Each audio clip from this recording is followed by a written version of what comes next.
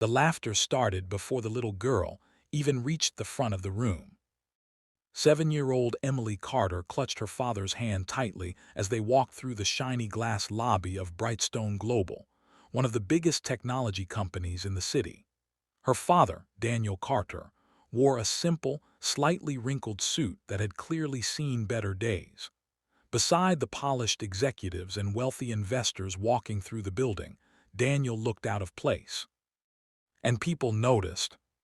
A group of employees whispered near the reception desk. "Is he bringing a kid to a corporate meeting?" one man muttered.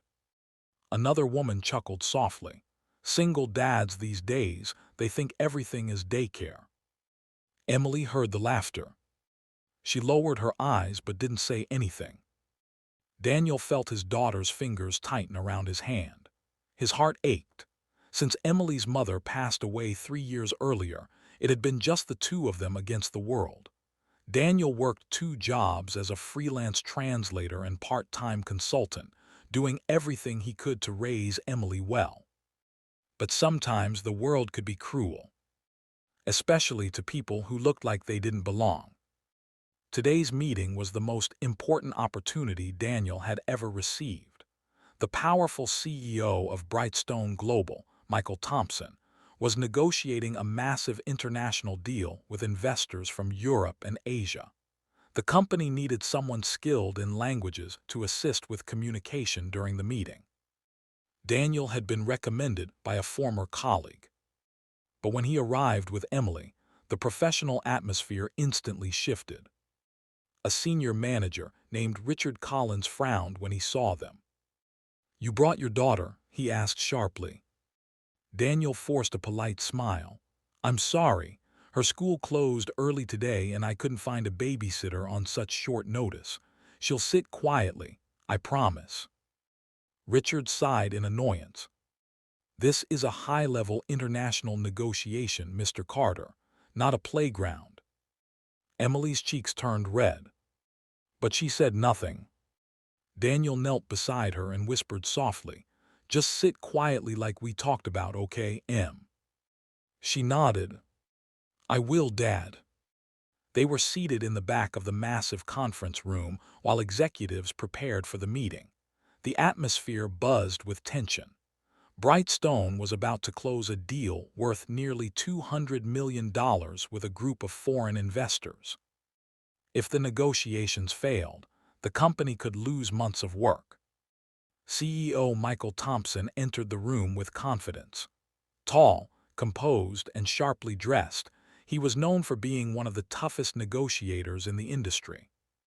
He glanced briefly at Daniel and Emily, but said nothing. The meeting began. Investors from France, Germany, Spain, China, and Brazil joined the discussion. Daniel was responsible for helping translate parts of the conversation when needed. At first, everything seemed to be going well. But then a problem started. A misunderstanding occurred between the European investors and Brightstone's legal team. A clause in the contract regarding international licensing rights had been translated incorrectly. Voices started rising. The French investor leaned forward and said something quickly in French, clearly frustrated. Daniel frowned slightly. But before he could speak, another investor began arguing in German. Then someone else jumped in speaking Spanish. Within seconds, the room turned into chaos. Executives looked confused. Michael Thompson's calm expression slowly hardened. "What exactly are they saying?" he asked sharply. Daniel tried to respond, but the investors were talking over each other in 3 different languages. Suddenly, one of the foreign partners slammed his hand on the table. "This contract is unfair," he shouted in broken English. "If this is your final offer, we walk away." The room went silent. $200 million, about to collapse because of miscommunication. Executives exchanged worried looks. Michael Thompson leaned back in his chair, clearly frustrated. Then something unexpected happened. A small voice spoke from the back of the room. "Excuse me." Everyone turned. Little Emily slowly stood up from her chair. Her father's eyes widened in panic. "Emily, sit down," Daniel whispered urgently. But Emily looked toward the investors. Then she spoke again, this time in perfect French. "Sir, I think there has been a misunderstanding about Article 14 of the contract. It does not remove your licensing rights.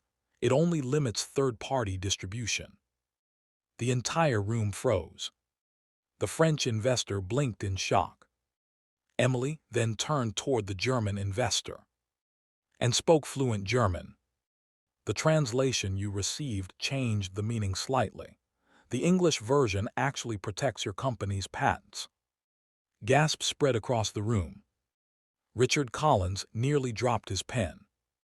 Then Emily turned toward the Spanish representative. Fluent Spanish followed.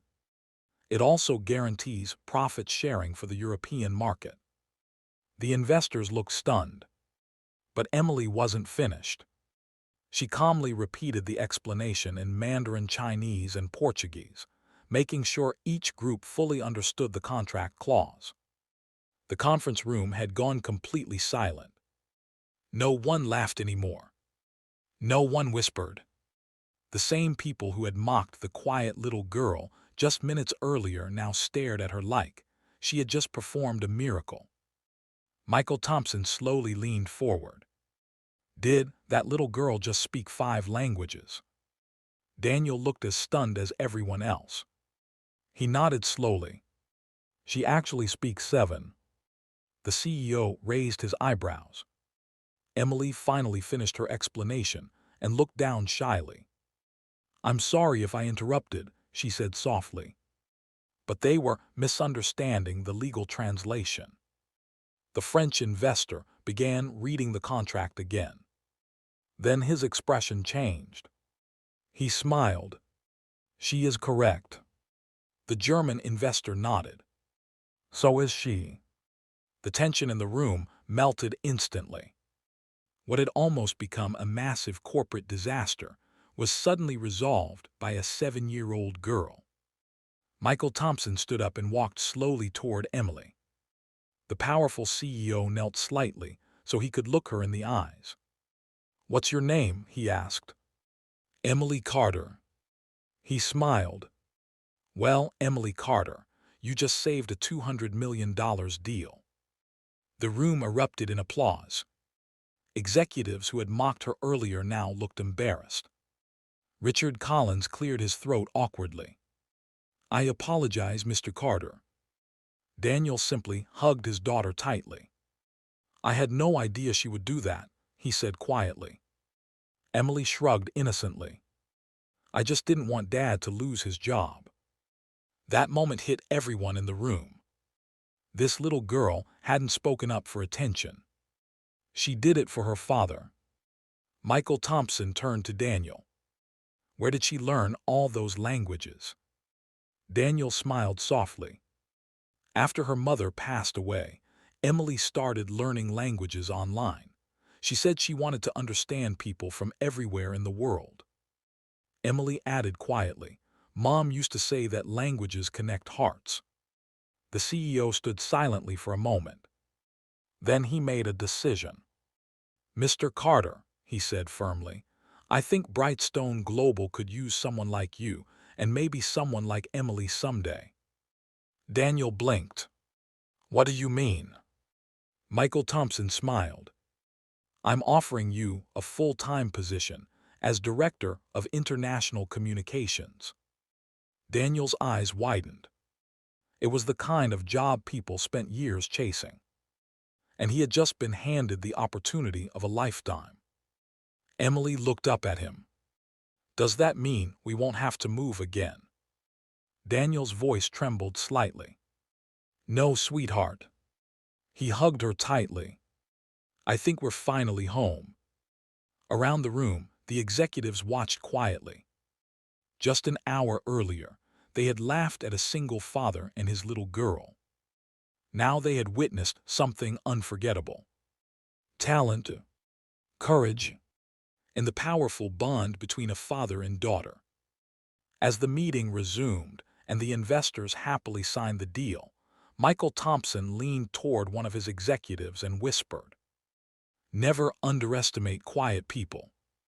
Across the room, Emily sat beside her father again. This time no one laughed. Instead, people looked at her with admiration. Because sometimes, the smallest voice in the room carries the greatest wisdom. And sometimes, the people the world mocks first become the ones who save the